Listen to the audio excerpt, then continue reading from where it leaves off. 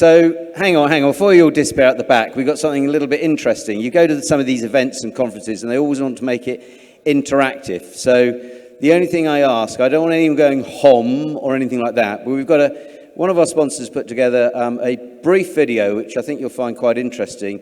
Get you in the zone, get a little bit chilled and ready for our next panel, where we've got, well, I will come to the next panel in a minute, but if you just bear with us, and I think you'll enjoy this video. It's about a minute, and we'll then come back in a second for the next panel session. Thank you.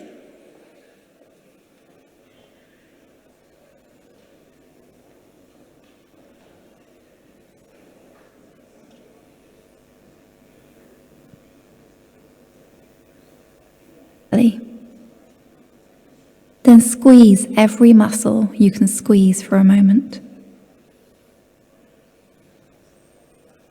Hold it if you can and create tension from your nose to your toes and anywhere in between. Then let your breath and the squeezing go. And let go of anything else that needs to be released. Breathe it away and feel lighter without it.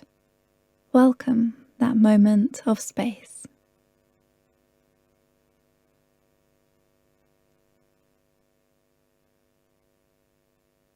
Okay, so, well, hope you enjoyed that. If you'd like to check out the meditation space, I think they're doing a bit of sort of tantric yoga down there, so make sure you perhaps got your jacket off and shoes before you start dancing around, but it's downstairs in the basement afterwards. So our next panel is actually being moderated by an international freelance journalist, no less. So Jillian, if I invite you on to explain, how NFTs, music, and good stuff like that. Thanks very much indeed. Thank you, Johnny. He said that I flew in on my witch's broom. Perhaps I did. So today we're going to have a really nice panel. There's been some very amazing panels today, but this is like real world. This is not vaporware. This is here and now. And it's bringing the power back to the artist with musical NFTs. So if I can welcome my guests on, take a chair, wherever. And I'm going to just ask them to briefly introduce who they are, and then we're going to get into the business of what they do and what you can do with them as well. So Christina, you're on my right. We'll start off with you if you want to introduce yourself. All right, I'm in the hot seat. Hi everyone, I'm Christina Beltramini. I work for Lens Protocol. We are a decentralized social media protocol. How this relates to music is we are built for creators and with the purpose of empowering creators and artists being, some of the most important creators in our creator economy. Previously, I was at TikTok for 2 years in their music team, saw that rise and the importance that platform played in shaping artists' career. And I've been involved personally in a number of music NFT projects as an advisor and an investor, Opulus, music royalties, catalog, and mint songs. Thank you very much, Christina. And one thing to note, Christina's ex-TikTok. So she knows how Web 2 works and how Web 3 is going to work. So Andreas, I'm going to pronounce your surname wrong. Is it Bigert? Yeah, exactly. Andreas Bigert. Yeah. Bigert. And you're from another block. Can you briefly just say who you are? Yeah, exactly. So I'm Andreas, and I'm head of community and growth at Another Block. And we're working to collateralize music streaming rights and make it possible for fans to invest in their favorite songs. So yeah, and I've been into the crypto space for quite some time. It's always that flexing, like you say, how many years you've been in it, but I'll leave that for later. Yeah. That's going to be very interesting. Royalties, which is something that artists don't get enough of. So again, it's a hot topic. For sure. Then next we have an artist, a singer, Alex Roth. Do you want to say a little bit about yourself first, please? Yeah, my name is Alex Roth. I'm a composer, guitarist, producer, not a singer actually, and interdisciplinary collaborator, and I've been playing in bands and touring and composing music for a whole range of projects for the last sort of 15 years or so. The two projects that I've entered Web3 in are my Supersigil moniker, which is my solo electronic music project, which I'm releasing the debut album of as a virtual world, powered by NFTs. And the other project is called Zyla, and that's my multidisciplinary label. for experimental arts across all mediums. So those are the two things that I've been exploring Web3 through. Brilliant. And you launched your label last night, so we're going to talk a bit about that and how people can get involved. So very exciting. Yeah. Thank you indeed, Alex. Now, the two gentlemen at the end both work with Dancing Seahorse, headline sponsor here of the Zebu Live. Chris Joyce, first, do you want to explain your role or the company? Yeah, hello everyone. I'm assuming congratulations to the ones that have been sat here since this morning. Obviously, me and Alex have already done an introduction, so yeah, it's going really well so far today. I've spoken to a lot of you behind the scenes, but for those who are new today, I'm Creative Director and Web3 Strategist of Dancing Seahorse. I think the elements that we want to focus on for what we're building now into the future is a brand that helps support upcoming artists. I think that's where we're going to have some good conversations today, and also how we're changing the ticketing game in the music industry as well. Brilliant. And Alex, Nahai, if you want to finish off the line. Sure. Great to be here. I'm Alex Nahai. I'm the CEO of Dancing Seahorse. And as Chris mentioned, we're a music-related NFT project. Really, one of our main missions is being able to bring fans as close as possible to music experiences in a way that hasn't been done before. So we're excited about this, yeah. Brilliant. So we're going to talk about real things that are happening. And I want to start, I know that Dancing Seahorse is supporting up-and-coming artists, but you're also supporting fans through the ticketing. Can you explain just a little bit how that will work and what, because everybody here is a fan of music, maybe not everybody here is an artist. So how does your ticketing business work, please? Or how will it work? Yeah, so one of our long-term goals of Dancing Seahorse is to change the whole ticket industry altogether. I think anyone that have been to a lot of conferences will know that we've always believed that a lot of things will be NFTs in the future, and ticketing is one of the most logical solutions for that. I don't know if Zebu Live will thank me for saying this, but I think there was a few ticketing problems on the door this morning, and we know that NFTs are going to be one of the main solutions to all kind of events. So as Darren, our head of strategy, was talking about earlier, we're actually building NFT music industry marketplace only. Alex can probably talk about some of his connections in a minute with some of the largest ticket banks in the world globally. And we hope to turn all event tickets into NFTs that are bought, sold and trade on our marketplace. Excellent. So let's talk then about, actually, back to you, Alex, if you don't mind. Alex, artist, composer. You launched your label last night. Can you tell us how it works? This is a real living, collaborative, independent label. How does it work, and how would people get involved with it? Yeah, so we had a launch last night near Waterloo. The label is called Zyla, and it's very much about bringing artists into the Web3 space who, up until now, have had zero connection with it, probably don't even understand what it is, don't know how to get set up with their wallets and all of this. Because I recognize when I entered the space a couple of years back, there was a lack of musical and artistic diversity. Like I said, I've been making music and involved in lots of different interdisciplinary projects for a decade and a half. I know lots of artists. Some of them are interested in this space, some of them aren't. But when I sort of got into NFTs and Web3, it seemed like there was a lack of diversity. So the label Zyla is all about bringing people that I think are doing great work into this space and helping them to understand what's useful about it for them, what kind of new models exist to get their work out into the world. So last night we presented the work from our first season. It's called Scene 1, and it was visual art and a live music set and film screenings, all of which will be available as NFTs. But at the moment we're kind of straddling traditional distribution platforms with NFTs and so on. And I'd like to commend you, Alex, because I know that you help a lot of those artists put up their wallet, create their wallet and things that people in this industry understand. People who, on the outside, they're going, oh, what is that? So you're a bit like the Andreas Antonopoulos, but with wallets and artists. So very interesting. So Christina, Lens Protocol. I was speaking with your colleague, Siri. There's an issue. Maybe it's not there anymore, the booth. It was down, but she was anyway earlier in the basement. And explaining tell me how you work with artists and how you flip that paradigm so that it's not like the TikTok, where TikTok makes all the money and the artists don't. Yeah, so as I mentioned earlier, Lens Protocol is built for creators. And the idea is that you can own your connections with your fans and your social graph, as well as any content that you post online. And why that's important for musicians in particular is because, I personally think they're the most disenfranchised of all the creator class.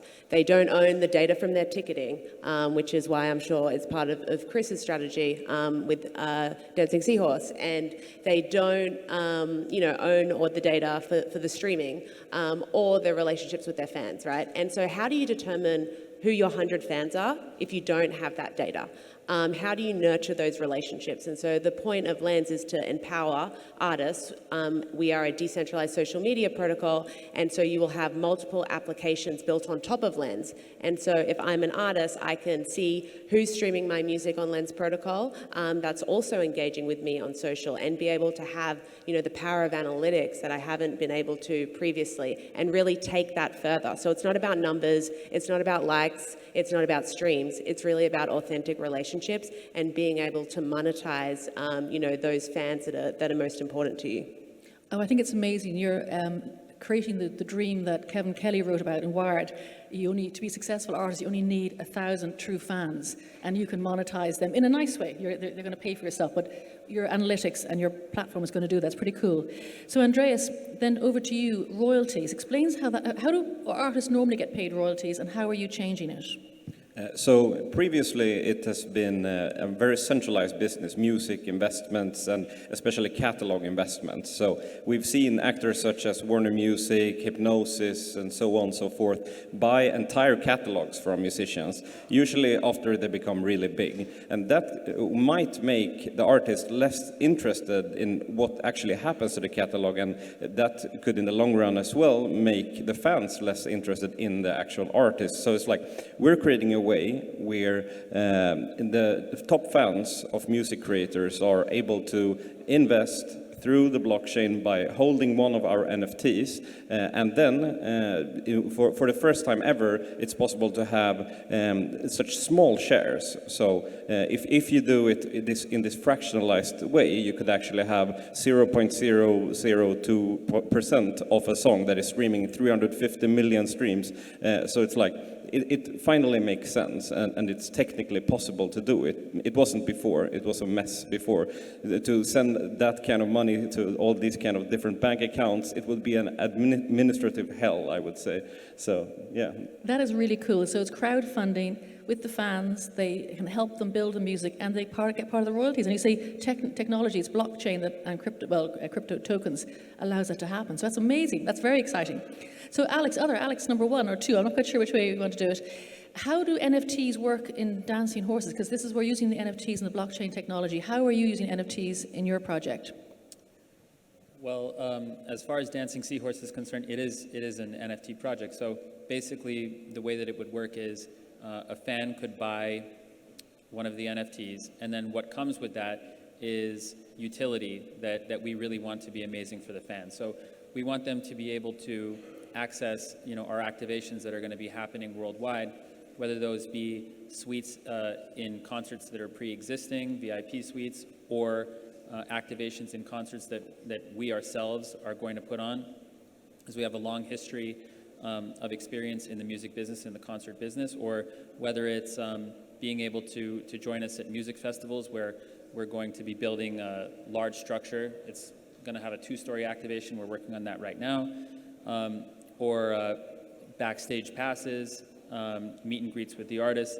There's a whole universe of ways that fans can connect with artists, and we just want to make them as accessible as possible to fans. Through this, we consider it to be like an exclusive membership now for access to artists and music events.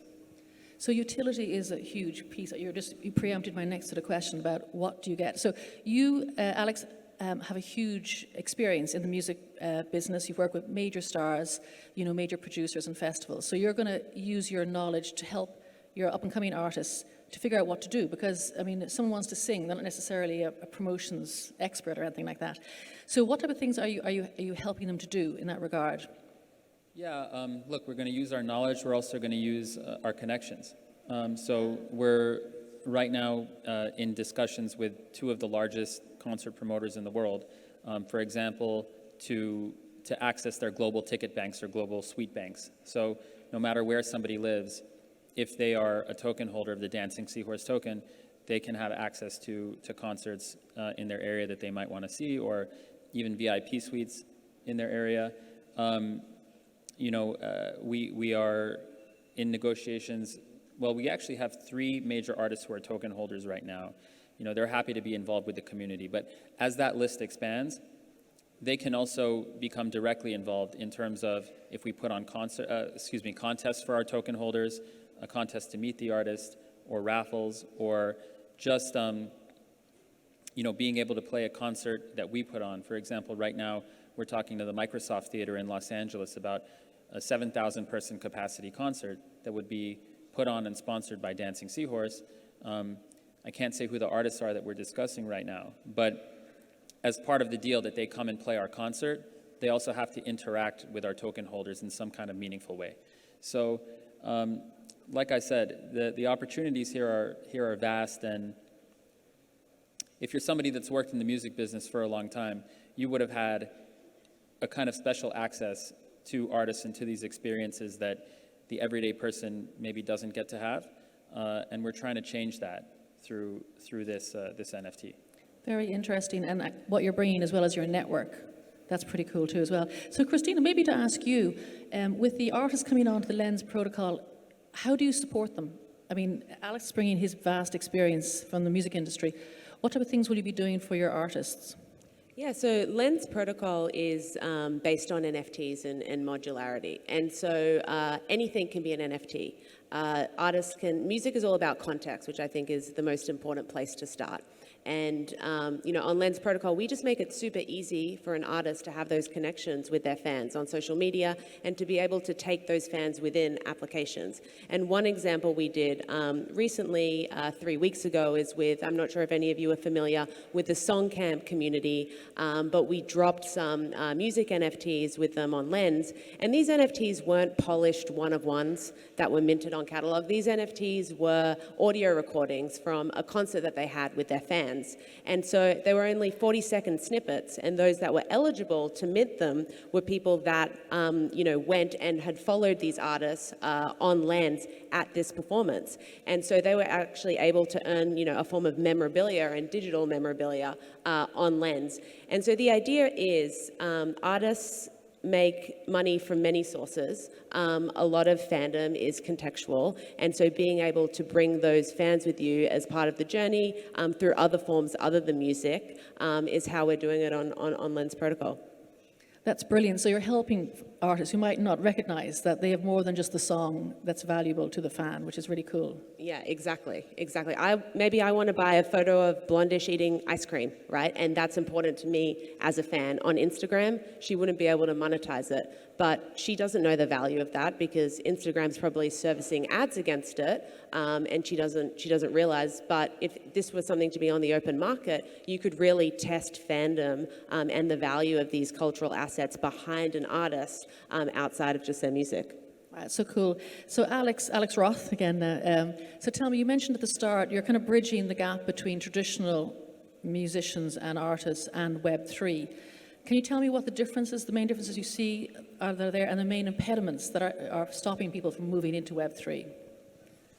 Yeah, it's just technical hurdles, really. Even the idea of setting up a crypto wallet to have access to all of these tools and platforms is a hurdle for many artist friends of mine.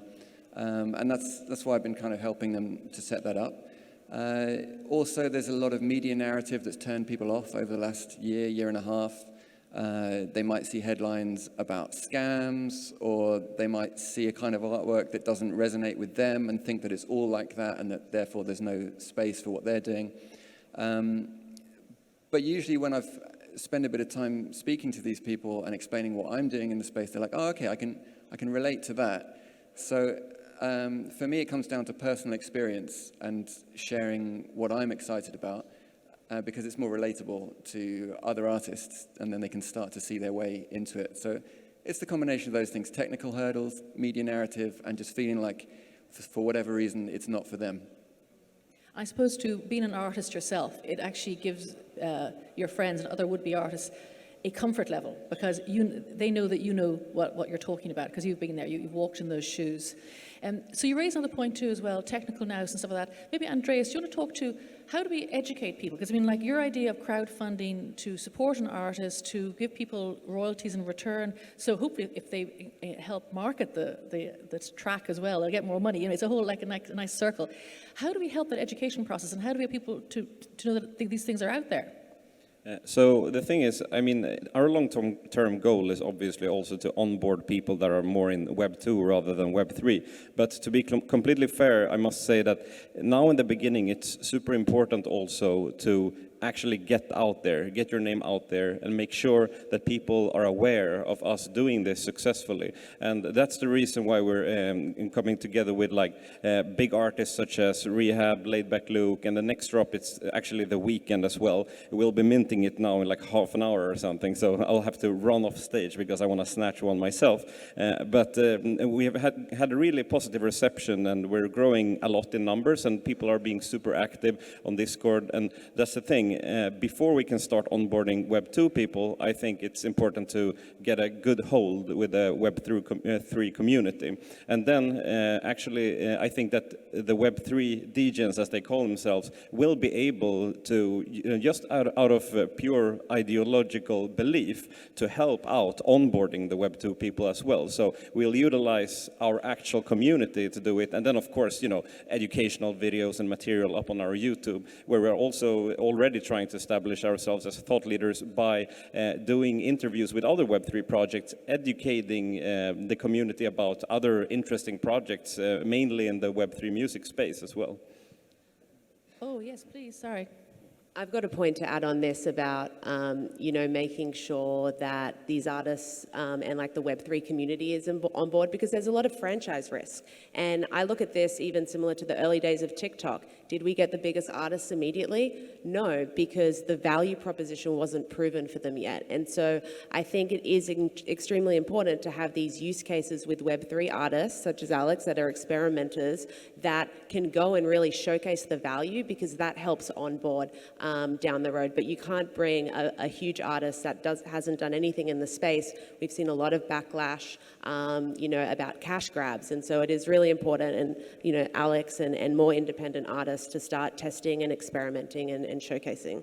That's really cool. I know I worked on a project last year on the Wax blockchain, and it was a young rapper, and he sold, I think over a weekend, he dropped an album, and he got $5,000 from the sales of the NFTs on the Wax blockchain, which was huge, because he was only a young rapper, and if he had as many streams on Spotify, he'd get like a cup of tea or something like that. So it's very important to those small things. Maybe, Chris, to ask you, what are the dangers, perhaps, of having big names come in, the land grab that Christina spoke about? How do we get around that and make sure that's a genuine way to interact with fans and not just to take money off them?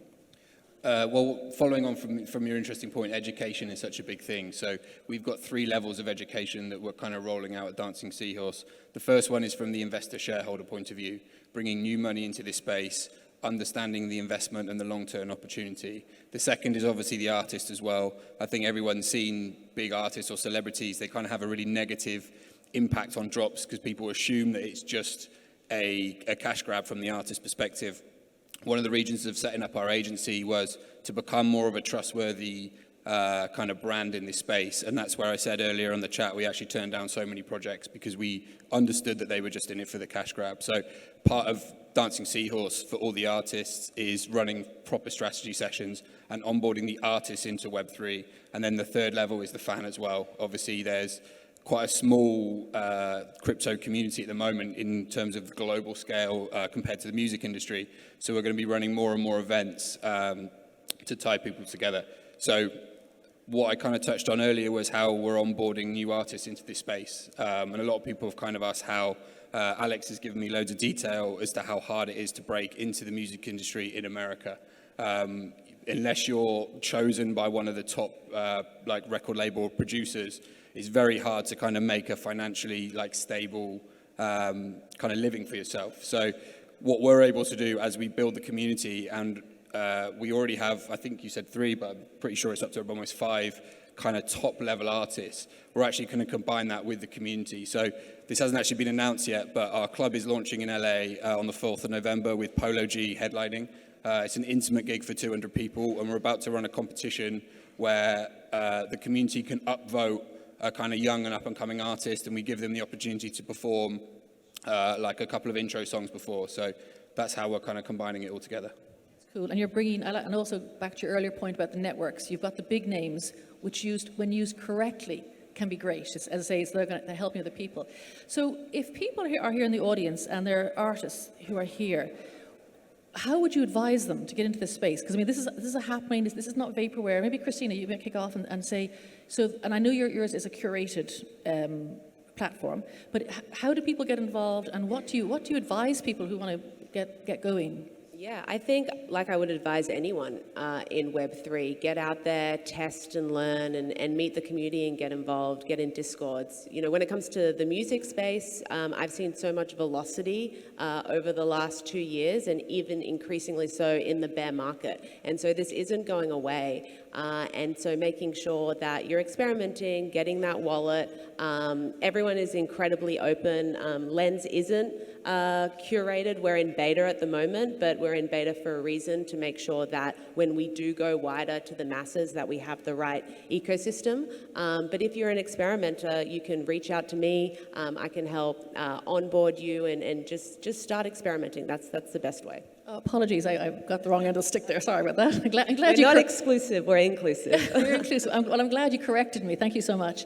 What advice would you have, Andreas? Because this is a real world, this is happening now. What would you say to somebody who wants to crowdfund for the next album, the next song? What would you advise them to do?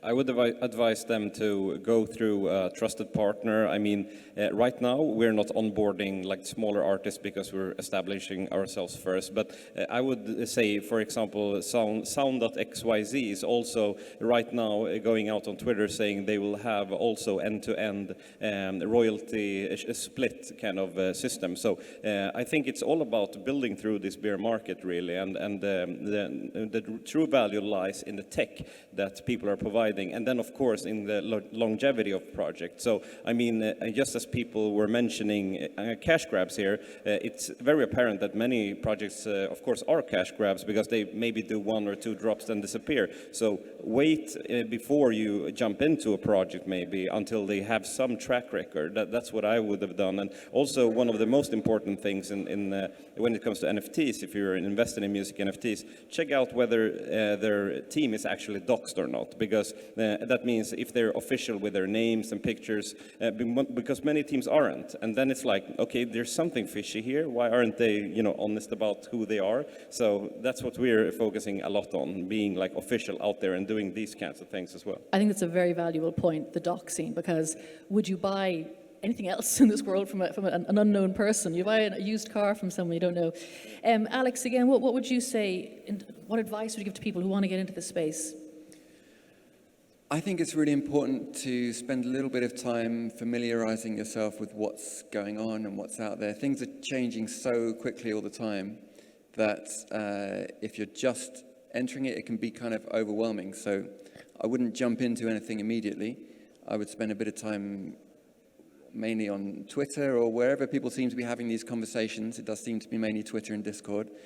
Spend a bit of time exploring what projects are out there, what artists are doing things in this space. Find something that you resonate with and reach out to that person or that project and say, how can I get into this? How did you do that? What should I do? I'm at this point. I mean, reach out to me if you're just getting into this, and I'm happy to have that conversation. Most artists in this are, because we spend so much time thinking about these things, these ideas, these tools, these strategies. And it's exciting for us to have the conversation with other people who are interested in exploring it. So by all means, reach out if you're in that position, and let's have that conversation. Brilliant. I love that. And artists are willing to help too as well. So find someone who reflects your passion and just, pester them, stalk them, go and talk to them. Andreas, you want to add something to that? Yeah, I also want to add that one great way to start as well is through the DAO Water and Music. So they are onboarding a lot of musicians and artists onto the Web3 music space, and they're super helpful and really nice. So it's like they're a research DAO, researching what tools for musicians to use to be successful in the Web3 space, and people on there are super helpful. I think Christina's going to add to that. I love water and music. And funny story, Sherry Hugh, who's, she spearheads it, and this is how it can tie into Lens Protocol. I met her 5 years ago. I actually stalked her down, and then because I was reading her newsletter, we went for coffee. But imagine if I had met her then, and I was able to mint that and prove that I followed her early, and I was number 3. That could then potentially be a tradable asset. Right, and I have some clout from that. I would probably frame it at this point. So I just wanted to pitch in with that. That's so cool. So Dancing Seahorse, gentlemen, what advice would you have for people to get into this space with you or even, alongside you? I guess the main takeaway is don't be in a rush. I think anyone that's been in this space for a few years knows that 2 months in this space feels like 2 years. It's almost like a whirlwind. I can't tell you how crazy the last 2 years have been for us and the amount of people, celebrities, investors, sports personalities that we've spoken to, because it's just the buzzword of everyone wanting to get into this space. I think taking your time to research, like you said, speak to people. I actually think conferences are sometimes a little bit better. The last year, everyone knows projects weren't great. I was once on a Twitter space where everyone was making goblin noises, and I kind of had to ask myself why I was in this space. But we know from behind the scenes that every big technology company is putting billions and billions of pounds into this space. So we know it's going to grow, but there's no rush. It could be 1 year, 2 year, 5 year, 10 years before things really, really start to kick off and change. Brilliant. And then Alex, at the end, I'm going to do this. You start off. Takeaways. We've on our last few minutes here. So what takeaway would you like people in the audience here to have? But very, very short ones. Short takeaways. It's interesting because NFTs are non-fungible, and CDs and vinyls were also non-fungible. We're now, in a way, seeing a return to people valuing ownership. And I think if you're an artist who just has 1,000 fans, you should use the NFT model to be able to connect with your even albeit limited number of fans in as broad a way as possible. New content offerings, merchandise, digital merchandise, physical merchandise. We've seen Cameo and Protégé monetize even, just appearances with fans. So, blockchain now gives us the ability for fans to really, really go deeper with, for artists to really go deeper with connecting with their fans. And I think it's important to take note of that. Brilliant. So Chris, 2 words, takeaway. Thank you very much. That's good. Alex, do you have anything you want people to perhaps... Sorry. Yeah, I think, it's all really exciting. I don't know how many people here today, if they've been in the space 1 month or 2 years, but we're really excited about it. I know a lot of people, so I come from a digital art content background. About 2 years ago, I knew lots of digital artists that weren't making it, and NFTs gave them the platform to monetize their passion and their love. And I think over the next 2 years, you're going to see that move from digital art into the music space. Okay. Alex, a very brief takeaway for our audience. I'll just mention that both Xyla and Supersigil have collections that are currently minting. The Xyla one is a free membership pass to our Scene 1 that you can get that gives you access to mint our Scene 1 releases that are coming over the next few weeks. And the Supersigil project has the first of 5 collections, which is currently minting for like 0.01 ETH. It's a spectrogram that gives you access to this whole world as it unfolds. So get in touch and mint an NFT. Andreas, your tuppence worth?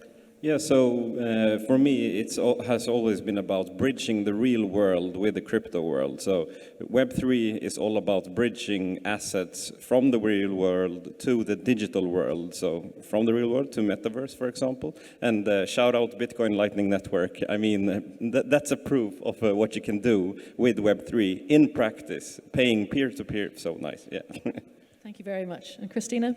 Your parting words for our audience? I'll keep it short. Fan to artist relationships and being able to own them. An NFT and having that in your wallet is only part of the story. Owning that relationship directly with your fans is incredibly powerful. Well, I'd like to thank my panel today. It's been very exciting, really good. Johnny's coming to take us off the thing. We have to go. But what I really want to stress, this is real world. It's happening now. And please go and approach these people afterwards and maybe make a connection, find some interest, find some advice, get a job, get something. I don't know. Thank you very much for your time, ladies and gentlemen. Thank you.